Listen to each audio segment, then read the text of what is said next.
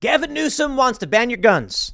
He's proposed the 28th Amendment, he calls it, that would enshrine federally, nationally restrictions on your right to keep and bear arms. It's nonsense. It will never go anywhere.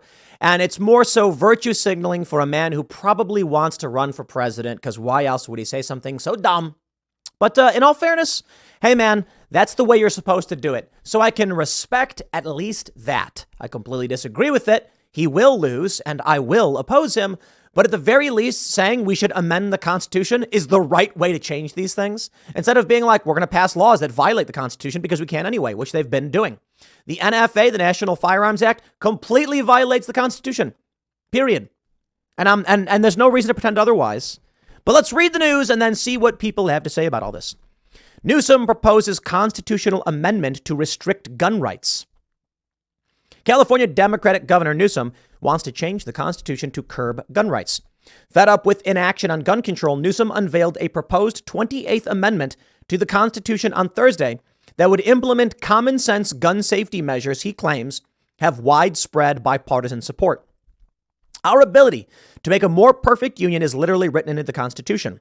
So today, I'm proposing the 28th Amendment to the United States Constitution to do just that. The 28th Amendment will enshrine in the Constitution common sense gun safety measures that Democrats, Republicans, independents, and gun owners overwhelmingly support, while leaving the Second Amendment unchanged and respecting America's gun-owning tradition. It's complete bollocks, but Newsom's proposal comes after the federal courts have delivered a series of victories for gun rights activists, led by the Supreme Court's landmark decision last year striking down a century-old New York law that made it difficult to obtain a license to carry a concealed handgun. The Democratic governor's proposed 28th Amendment would not abolish the Second Amendment, which establishes a right to bear firearms for personal self-defense. Wrong! Wrong, Fox News. The Supreme Court did not say that. However, it would raise the federal minimum age to purchase a firearm from 18 to 21. Mandate, let's go with this. I got the tweet from our friend Brian Krasenstein, who breaks down the 4 points Newsom brings up. He says, Gavin Newsom, typo, has just proposed the 28th Amendment to the U.S. Constitution. It will take 4 gun safety measures and enshrine them in our Constitution. 1, it will raise the minimum age to purchase any gun to 21. That's nonsense. Complete nonsense. 21 is not the age of majority, 18 is. And if you can fight and die for this country, you should be able to keep and bear arms. I was at a gun store in Virginia, and a young guy came in, and he said he was looking to purchase a weapon. And they told him he couldn't because I think he was 20 years old. And he was like, I can't. And they were like, you can buy a rifle. And he's like, well, that's what I want to buy. And they're like, okay, you can't get a handgun, though. You're too young. Huh? That's complete nonsense. You're 18, you're an adult. You live on your own. Crazy. It will require that there is a reasonable waiting period for gun purchases. A nebulous claim that does nothing. What is reasonable? Different to different people. Right now, there is a waiting period. When I went to purchase my first gun, I had to wait a week. Is that reasonable? We have a guy trying to break into our house, and then the cops are like, yeah, you should get a weapon. Now, New Jersey sucks. And in the end, they're like, you can't defend yourself anyway. But I was like, I'm going to go get a weapon. It actually took me months to get a gun. And we'll get more into that. But the actual waiting period, when I signed up and everything, they said, we'll let you know when you clear. And it was like 5 days later, I get a call back saying, well, you're cleared. Days. And then with the weekend, it actually took about a week. Is that reasonable? The left would say yes. I say no. I have needs now and the right. Ridiculous. It will require universal background checks. Already exist. There already are background checks. You fill out the form, you sign up. You know what? I'm not completely opposed to the federal background checks you do when you show up. It's not a difficult process. It asks you a series of questions. I don't completely agree with all of the restrictions, but it's basically like, are you a drug user? Are you a criminal? Are you a citizen? Are you a fugitive? And if you lie, you commit a crime. After that, it takes a few moments to get cleared. It is bad when they jam you up, and it is, in my view, an unconstitutional deterrent. But what they say is, I think they're allowed something like 3 days to do the background check, after which the Constitution kicks in and they say, you took too long. This person has a right to keep and bear arms. I don't like that period. It might be 24 hours. I think it's 3 days or something like that. 72 hours. They say it will ban the civilian purchase of assault weapons. Nonsense and meaningless. Here's what Krasenstein says. I would personally change 4 to not ban all purchases, but make it much more difficult for the average American to purchase such a weapon. Make them jump through hoops. I would also add a stipulation that all guns should be insured. Insurance is a private act, should not be in the Constitution. I don't completely disagree. I just don't think it should be mandated. I do think any good gun owner probably should have insurance because it really does protect you. They have this self-defense insurance you can get where if like someone breaks into your house and you defend yourself, all of your legal costs are covered. I think that's actually pretty good, pretty smart. Mandating it, I don't think car insurance should be mandated. I think that's insane. Forcing someone to buy a product from a private carrier, that's nuts to me. Maybe there could be something, but ultimately, the right to keep and bear arms shall not be infringed. And what we ultimately see with moves like this is an attempt to make it too difficult to even own a gun, which is exactly what he says. Make them jump through hoops. No, that's unconstitutional.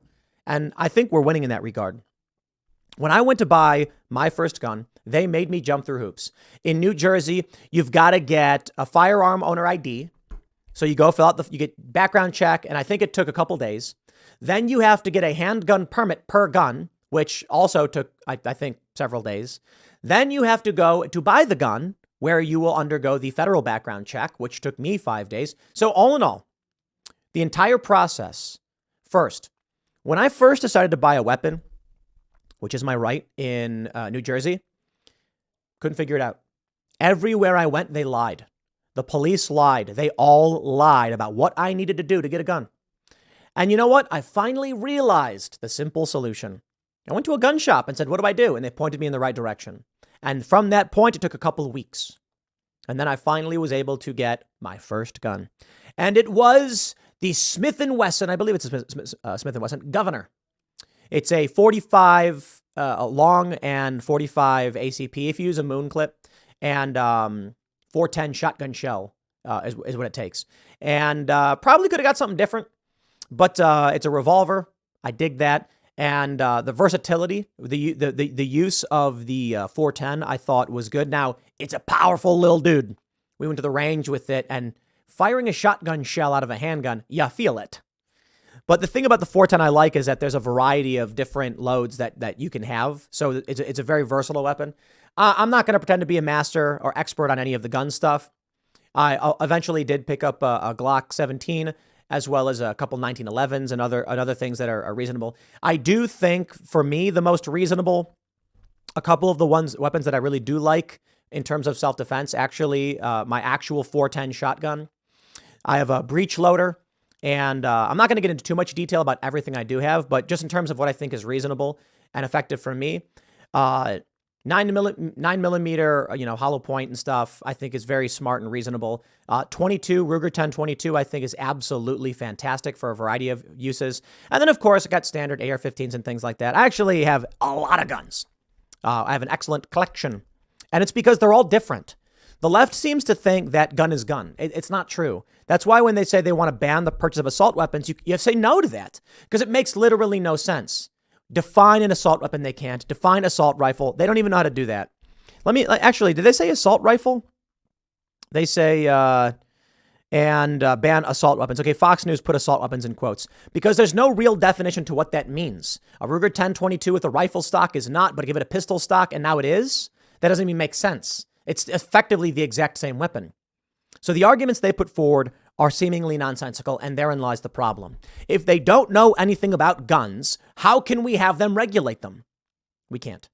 And for Newsom to try to pass a constitutional amendment, I can respect the proposal. I mean it. It's just genuinely and seriously.